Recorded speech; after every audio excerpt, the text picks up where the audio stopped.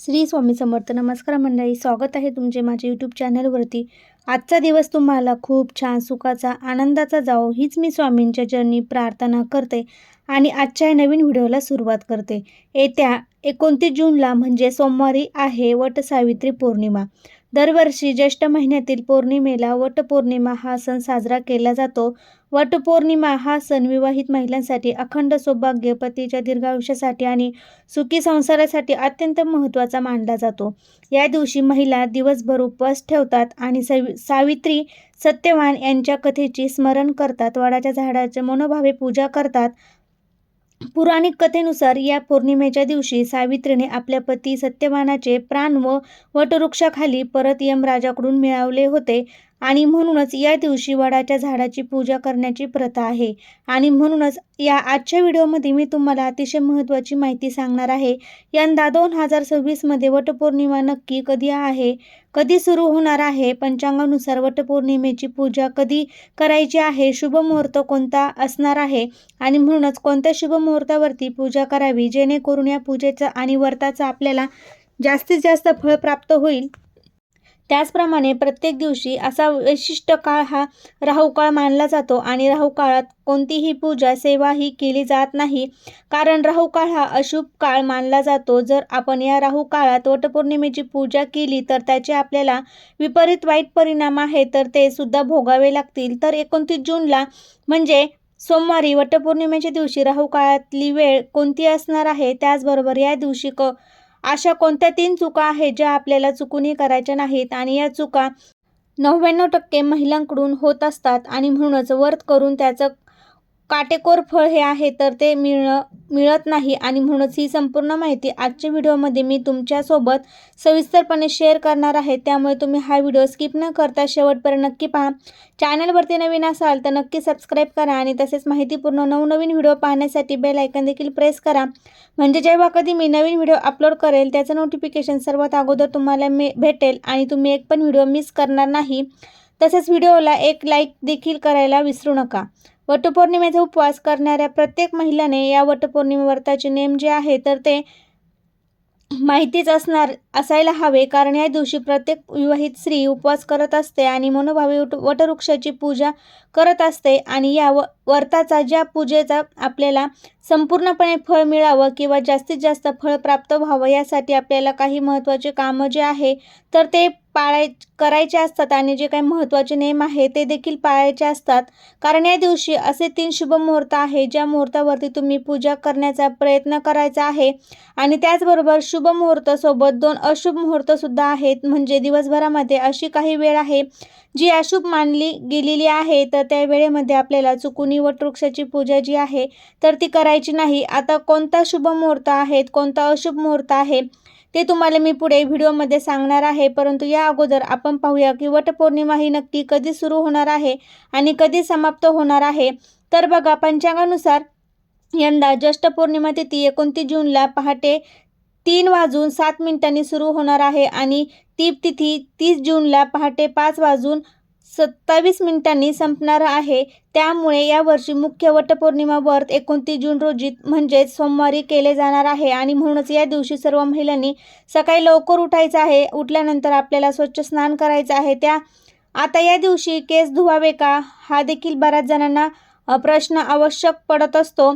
तर आपल्याला या दिवशी तुम्ही केस अवश्य धुवू शकतात, कारण आपण शरीर, मन, आत्मा हा शुद्ध आणि पवित्र असायला हवा, कारण हे व्रत सर्वश्रेष्ठ मानले जाते.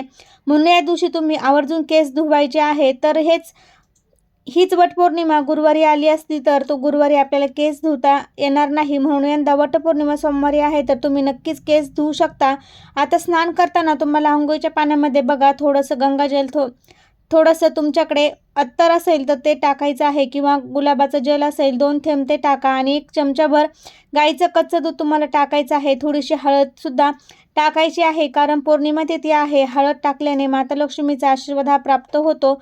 फक्त महिलांनीच नाही तर प्रत्येकाने घरातल्या पुरुषांनी सुद्धा या वस्तू अंघोळीच्या पाण्यामध्ये टाकायच्या आहे आणि या पाण्याने तुम्हाला स्नान करायचं आहे. स्नान करून झालं की काही तुमचे नित्यकर्म आहे, जसे की देवपूजा असेल, पौर्णिमा आहे म्हणून उंबरठ्याची हळदीचं लेपन असेल किंवा जी काही तुमची नित्यकामं आहेत ती तुम्हाला आवरून घ्यायची आहे.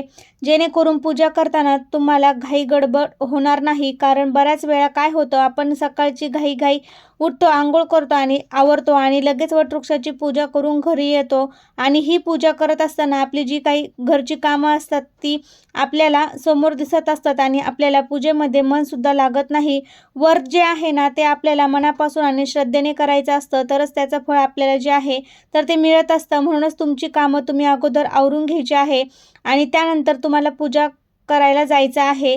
पौर्णिमा तिथी ही संपूर्ण दिवसभर असणार आहे. या दिवशी शक्यतो पूजा करण्यासाठी तुम्ही हिरवा किंवा लाल किंवा पिवळा या 3 रंगाच्या साड्या तुमच्याकडे असतील तर त्यापैकी कुठलीही एक साडी तुम्ही नेसून तुम्ही पूजा करू शकतात. कारण हे 3 रंग खूप शुभ मानले गेले आहेत. तर पूजा करण्याच्या अगोदर तुम्हाला बघा संपूर्ण पूजेची तयारी करायची आहे.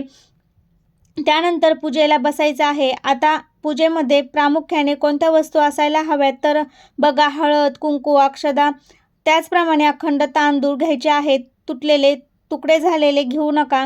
फुलं घ्यायचे आहे. तेलाचा किंवा तुपाचा दिवा, त्यासोबत वडाच्या झाडाला गुंडाळण्यासाठी पांढरा सुती धागा किंवा पवित्र रक्षासूत्र घेतले तरी चालेल. तसेच आपल्याला धागा अतिशय पवित्र मानला जातो. धागा जर आपण आपल्या हातात बांधला तर आपल्या कधीच कोणता संकट येत नाही. त्यामुळे रक्षासूत्र देखील तुम्हाला घ्यायचं आहे.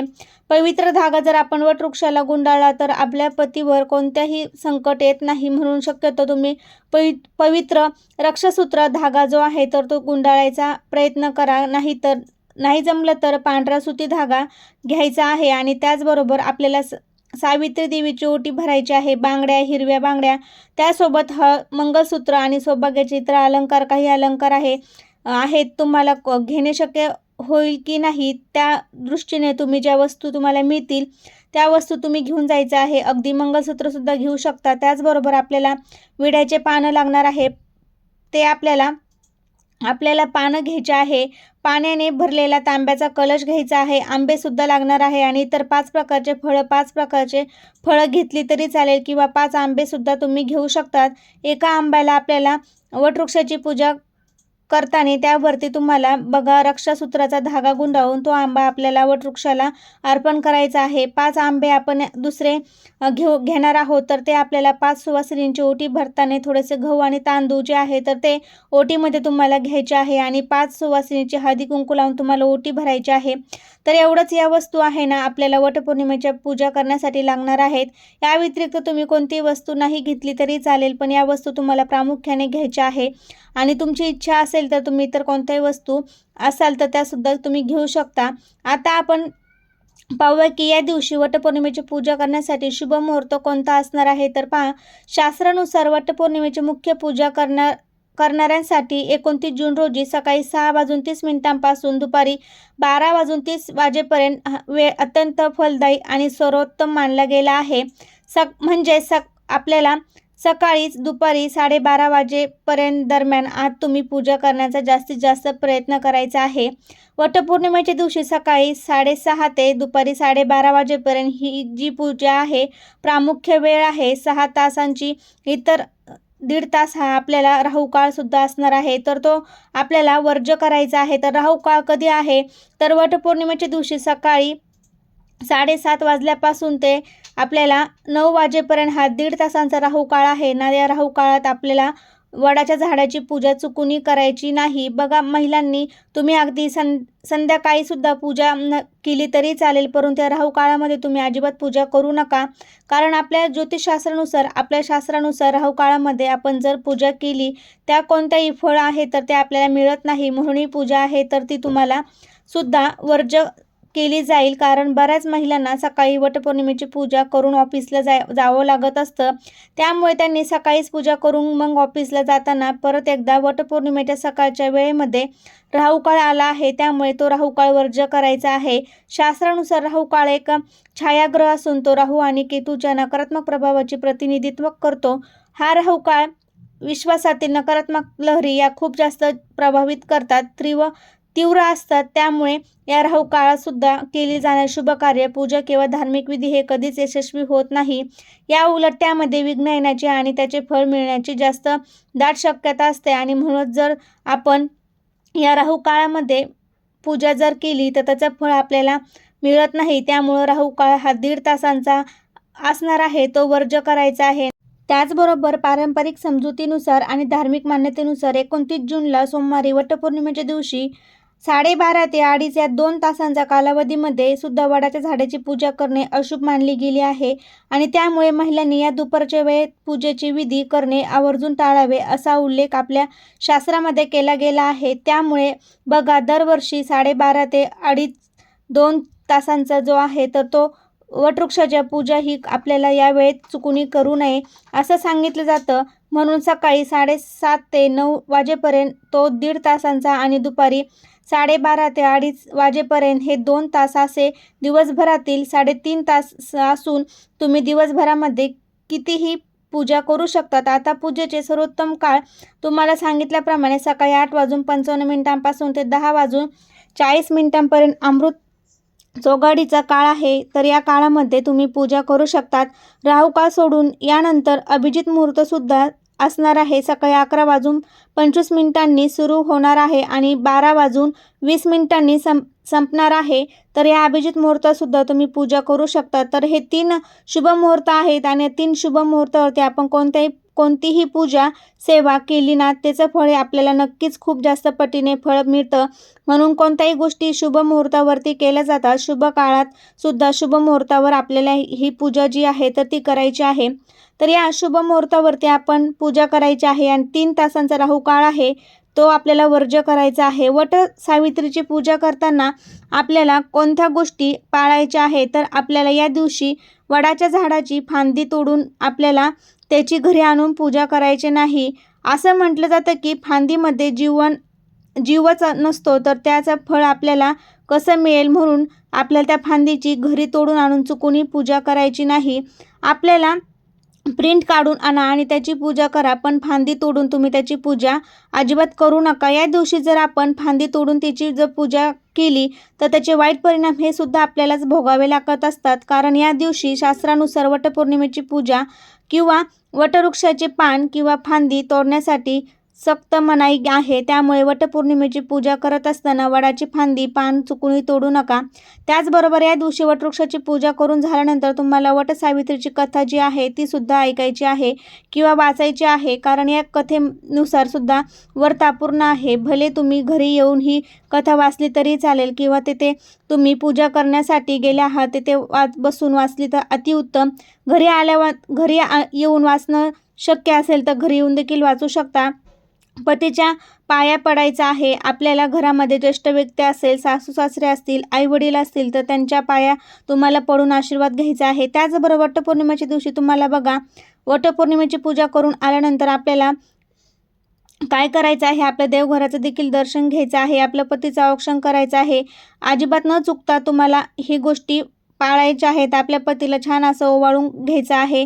ओवाळताना तुपाचा दिवा लावू नका, तेलाचा दिवा लावा. हे एक महत्त्वाचा नेम तुम्हाला पाळायचा आहे. पतीच्या पाय पडायचा आहे आणि जो रक्षासूत्र धागा असतो तर तो आपल्याला पतीच्या हातामध्ये बांधायचा आहे. तर असा उपाय प्रत्येक महिलेने वटसावित्री पौर्णिमेच्या दिवशी पूजा करून आल्यानंतर करायचा आहे. पण पूजा करायला जाताना आपल्याला पांढऱ्या रंगाची, काळ्या रंगाची, गर्द निळ्या रंगाची साडी चुकूनही परिधान करायची नाही. हे अशुभ रंग मानले जातात. त्यामुळे या रंगाच्या साड्या तुम्ही चुकूनही घालू नका. शुभ रंग लाल, हिरवा, पिवळा, ऑरेंज कलरच्या, गुलाबी कलरच्या साड्या घालून तुम्ही वटसावित्रीची पूजा ही नक्की करा. कसा वाटला व्हिडिओ ते कमेंटद्वारे नक्की सांगा. तुम्हाला व्हिडिओ जर आवडला असेल तुमच्या मित्रपरिवारामध्ये शेअर करायला विसरू नका. श्री स्वामी समर्थ. धन्यवाद.